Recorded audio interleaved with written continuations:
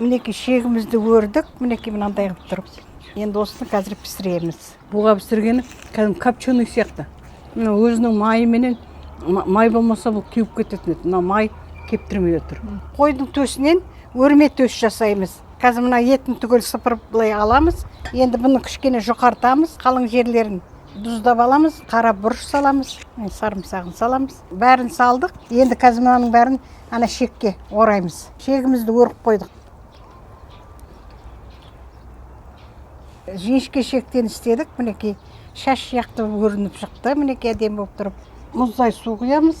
Енді астына жуа саламыз, лабыр жапырағын саламыз. Қазанның бетіне мына мантаваркының несін салып, буға пісіреміз. Пісіп, асты қайнайды, үсті осылай буға пісіріп көреміз. Манты сияқты. Міне қақпағын жабамыз, ол осылай қайнайды енді.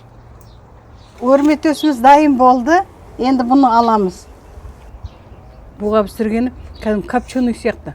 Мына өзінің майыменен май болмаса бұл кеуіп кететін еді. Мына май кептірмей отыр.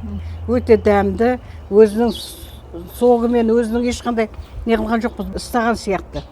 Мына шегі, сыртындағы шегіне жүп-жұмсақ болыпты. Өрме төс төсек, өрме төсеген. Ай, қазағымның білмейтіні жоқ қой. Қандай тамаша, дәмді. Керемет енді, керемет. Айтып жеткізе алмайсың.